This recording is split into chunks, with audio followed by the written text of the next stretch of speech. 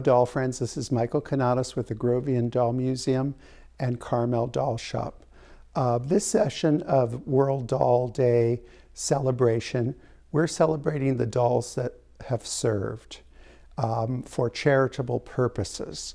That is a very broad area to cover. The things that come to mind are humanitarian causes, such as the Red Cross and all kinds of relief dolls, which have been around for hundreds of years. But sometimes dolls also serve humanity in different ways. As Abraham Lincoln would say, perhaps they serve it in a way of flubadubs, things that perhaps are not important to day-to-day survival, but are important to the culture of the world. One person I think of when I think of someone who's really done did an outstanding service, the thing about mentioning this lady is it seems like she's never left us, which is Princess Diana, or Lady Diana Spencer. In the Grovian Doll Museum, we are very fortunate to have a Huret that came from the Spencer family. And how she served that old English family was, at one point, long ago, there was a sale of items from their home, their stately home, Althorp, which is a 100,000 square foot home. Now, imagine if you have an 100,000 square foot home, what it costs to replace windows, gutters, roofs. So, like any 500-year-old home, when it comes time to raise money, things go out the door. And the things that go out the door are usually the youngest, the most current, or perhaps what they would consider the least valuable. So we're going to take a look at this. And by the way, you can go on the internet and you can read up about this kind of created a little rift in the family between the children and the stepmother, and you can read about it yourself and find out. So that being said, we are very lucky that we have this doll, and it's going to go on to continue to serve our doll community. So I'm going to start with her origins, and I'm not going to assume that all of you know who the Huret firm is, but it is an extremely important firm in the history of French doll making, and basically doll making even today, because they're the people that invented the concept of the fashion doll that lives on in our beloved Barbie. So it started out as, the Huret company didn't start out, they were there. They were fully engaged in commerce in Paris in the 1830s, 40s, engaged in metalwork. The Huret sisters, their father was the keeper of the king's furniture, which meant he transported the furniture from palace to palace and kept it all locked up. That means that they were very good at metalwork. So they had a whole line of metal furniture, twisted metal, and here we have one of their miniatures, which is a jardiniere, which is basically a plant stand. And you can see the twisted metal, that was the base. And then you can see inside the base, their mark. Now this is a very rare item to have in doll size, but I will tell you that they made thousands and thousands of these in people size. So they were firmly established in Paris. They had their metal works, their furniture going. They sold baby cradles, they sold doll cradles, but strictly metal. And then one day, like all inspiration happens, a little girl brought in a long, gangly doll to fit it to a cradle, and the light bulb went off. Why don't we create a nice doll? So they took the inspiration of Leonardo da Vinci's perfect human form, and they created a 1/3 version of a little girl, like probably, we would consider it a preteen, so an 11, 12-year-old girl, not a lady. Now, when it started out, the concept was they would sell dolls. You would dress it. And even in our museum, we have an actual Huret pattern that they wanted to promote. They wanted you to dress the doll. But their customers didn't want that. And you can kind of figure out why, because in about 1850, there was the beginning of ready-to-wear, luxurious ready-to-wear. So their clientele demanded that they have ready-to-wear dresses. So what are you going to do? You will supply that. This opened up a complete transformation in how girls played with dolls. And I will also add boys too, because there are known boy Hurets that I'm sure were owned by little boys. So it wasn't long, and more than one major dressmaker was employed, and then the rest of Paris followed suit. And within a decade, there were over 200 doll shops selling what we would call today French fashion dolls. So I'm going to start over here in the beginning. So in the beginning, their first doll, and we would call this the first generation Huret, they had china heads. And if you note, it is not a thick glaze like a Germanic product. It's fairly thin. And another thing I want to point out in the china Hurets, as far as I know, I have yet to see an example with glass eyes. They're always painted eyes. Now, the thing that was so revolutionary about the Huret creation is the standardization of the body and using the latest materials. So she is a first generation, and she has the gutta percha body, which gutta percha is a sap that comes from a tree in, I believe, Malaysia.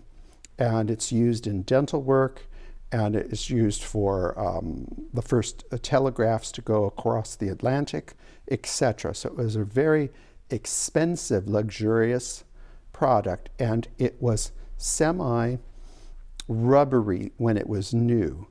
As it ages, it hardens. It is a scary product to a lot of collectors today because they think if it breaks, it can't be repaired. It absolutely is a natural material, and it could be repaired. Now, the first generation body has a one-piece arm. So you can see the arm goes all the way up. And this is very important because Mimi's wardrobe, almost everything is showing the sleeves as extremely short, which was fashionable of the time. Now, the standardization of the size 4 meant that other people copied the standard. So you can have things in a Huret trousseau that are not necessarily Huret. But I will tell you that almost everything that Mimi, sorry, Mimi, you're Mimi. Lucy's in the other room. Almost everything that Mimi has is marked. Even this white dress is marked, and it's incredibly white for 160 years old. But I think it's because it has a tremendous amount of sizing in it. And I want to point out all of this decoration here. This is all hand done.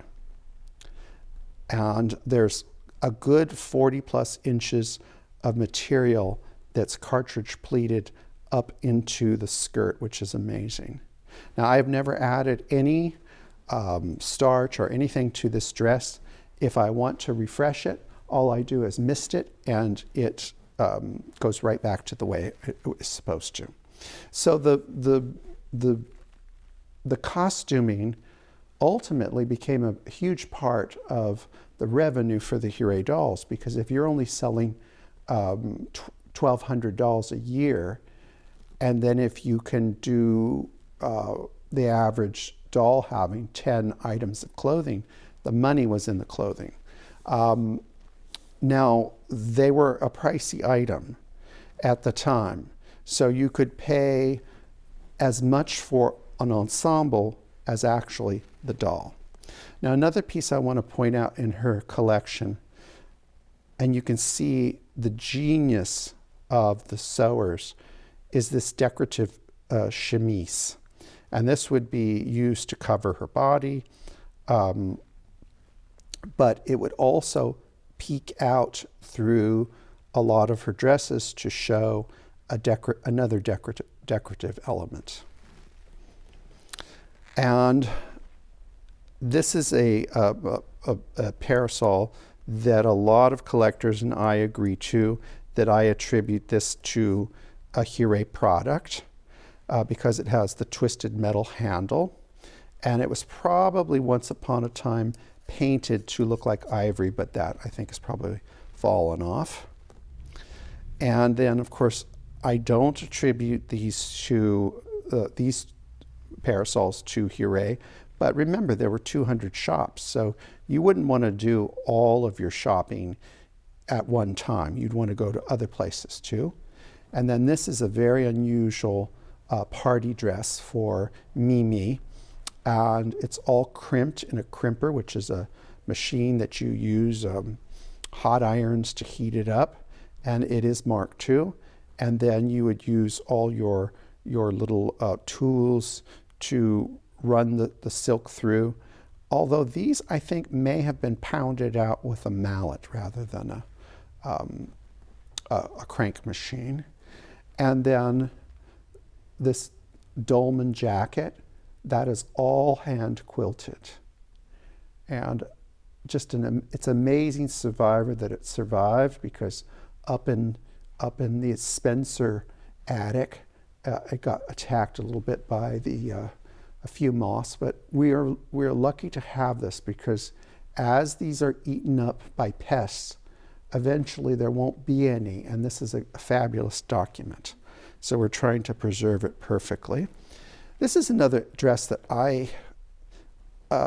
Mimi has worn this quite a bit because it's pretty durable. But look at the genius of the dress designers, that they used this cotton with these lines in it, which give you the illusion of more pleats. Yes, it's beautifully pleated with the cording, but it gives the illusion of even more. She has all kinds of trinkets. This piece we've added to her collection, and this was a gift by a friend of ours in the United Kingdom, and this was one of Empress Eugenie's hankies. And since this doll is of that time, she's now the keeper of this piece. Then we have almost all French dolls, if they've got a big wardrobe, would have some kind of a regional costume, and she has hers, and that is a traditional part of French culture. And this too is marked, and I will point out to you again the short sleeves, which most of her ensembles are. Now, I think if you figure 1848, that the start of the Huret company making dolls, I think we can say pretty clearly that they are the first company to really brand their products. Because if you want to see collectors run and jump through hoops, all you have to do is put out these green boxes. And this box actually held all of her hats, and I mean, it is overflowing. Now, it almost looks like it's the size of a doll, but they only made one size doll. So this was for some kind of accessories. It could have even been for a hammock. Now, Mimi has a lot of undergarments, and you should expect that in a wardrobe of clothes. But you shouldn't expect a half slip with this quality of, I wouldn't say that this is soutache, this is tape, and this is really tiny. This is about 1/8 of an inch wide, and that would really be a challenge to do for a garment like that. And that would be okay, although it's a little short. This would you would want this to be admired. And then piqué, file. This is a classic Huret piece. Again, note the very short sleeves. And this will last many hundreds of years. It's a very durable fabric, and even though she is from a noble family, she has to have really sensible clothing too. We've done other videos in the past, and this has been talked about, this shawl, and it is really an amazing thing of basically macrame and stringing little pom-poms together. Just stunning.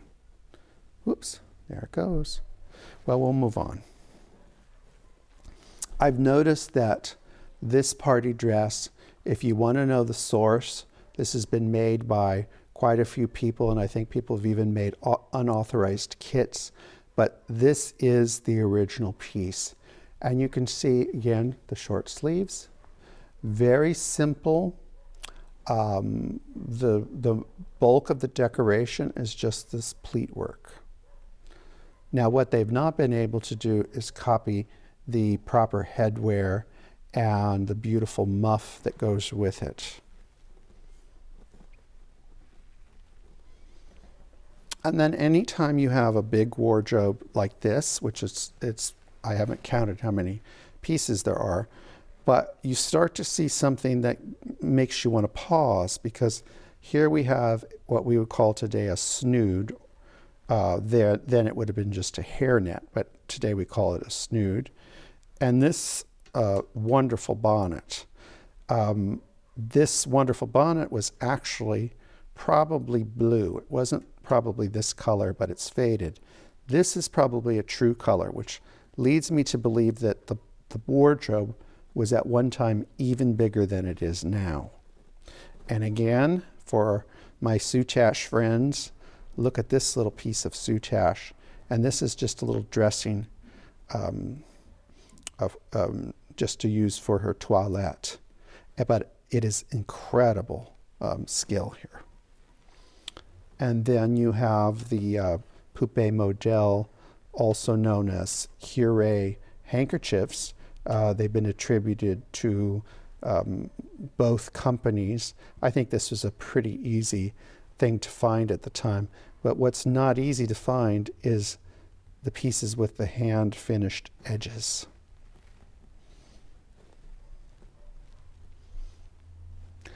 And then she has a tremendous amount of whites.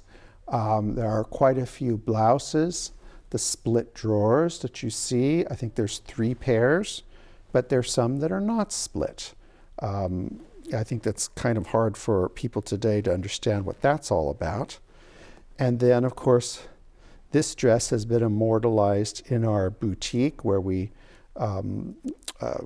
recreated the fabric. But what we didn't recreate was the bluing. So this dress had bluing in it. So even though it was white, the bluing which they felt made it has a slight blue cast to it. And of course, another one of these toilette pieces that's just out of this world.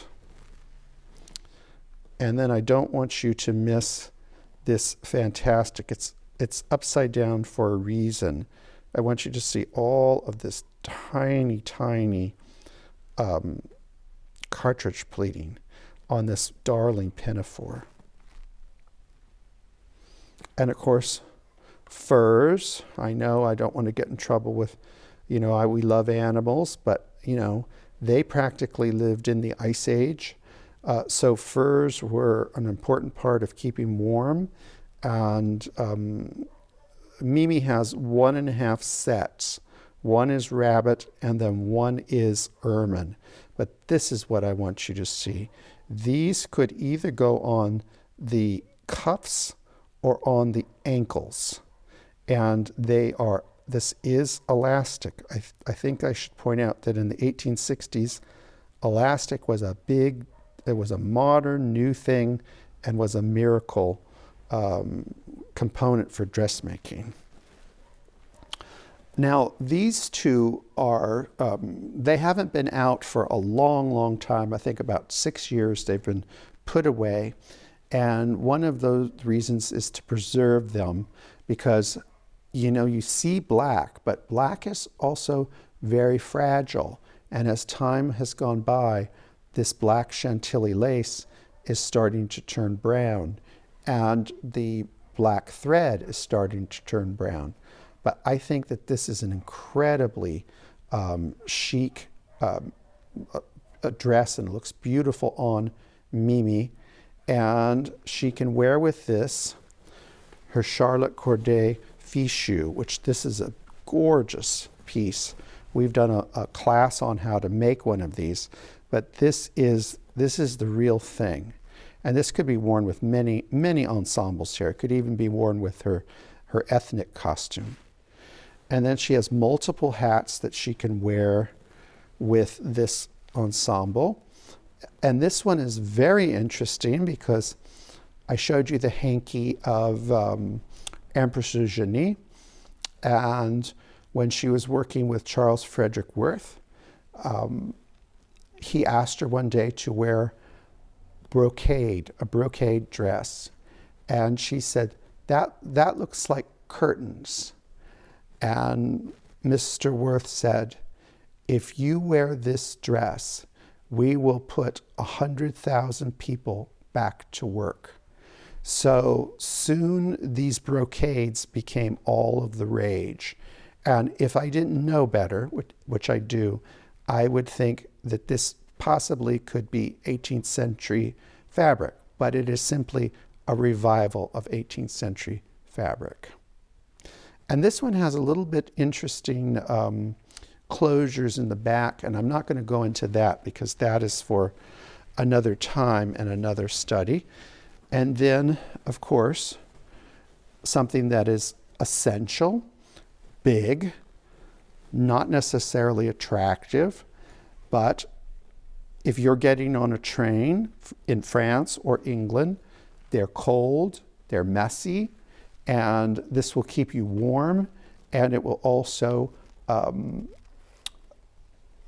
keep your clothes clean. So this is a very essential piece to have in a wardrobe. So if you are collecting up things for your Huret or making things, you really need to have these essentials. And of course, a lap robe, which is very important, and it could be, or a shawl, it could be used as both. And then again, as I said, there are things in her collection that make me realize that there are more than what we have. So there had to be a purple ensemble or a gray ensemble, which is long, long gone. But we're lucky to have these gaiters and this wonderful parasol. And if you come over this way, we can do it this way. There are 4 nightgowns. Why would a doll, even a rich doll, need 4 nightgowns? And then as I'm looking at them, the various levels of weight of the cottons, and they're all cottons no matter, even if this is a waffled file, they're all from the cotton plant. And they go from very cold to, it's the 4 seasons. And I didn't see it until I really laid them all out together. Various nightcaps to go with it. And then the classic famous Bluebird of Happiness dress. This is the original dress that has been copied by dressmakers for the last few years. And then another simple dress, but look at the use of the fabric, how they've laid this on the horizontally to create this extra amazing design. And then a little tiny rickrack. And then if I had to pick the dress that has the most superior workmanship, but is really simple in form, would be this piece with all of this incredible embroidery. And you could think at first, oh, they just took a piece and cut it and made it work. No, this was designed out because the collar is following the perfect line of all of those little rosebuds. Now I put this here because this is just a little simple pinafore, because Mimi has to learn how to run a house and do all those things. But I put this here, this is part of her collection, but I put this here because when I think of Princess Diana, I think of one of the styles that she started was polka dots. And fiddling with her, getting Mimi ready for this presentation, I had to wonder, I wonder if Princess Diana ever was up in the attics roller skating along and was inquisitive and opened this trunk up, which was packed with all of these items and this doll, if she ever peeked into it. But it's here now, and we're happy that Mimi did her part to save the roof, or whatever it is that the funds were needed for, because serving cultural things such as beautiful houses and paintings and artifacts and the arts is really extremely important. At one point in World War II, the government of Britain said, we're going to cut all the arts to save money, and theater and opera and all of that. And Winston Churchill said, if we cut that, what are we fighting for? So I think serving cultural things is as important as people's lives and whatnot. So I hope you enjoyed this little glimpse at Mimi. She has been living for a while in our establishment in a very small place, but since she's all out now, she's going to move to a bigger spot of her own, and I hope you come and see her sometime. Bye-bye, doll friends.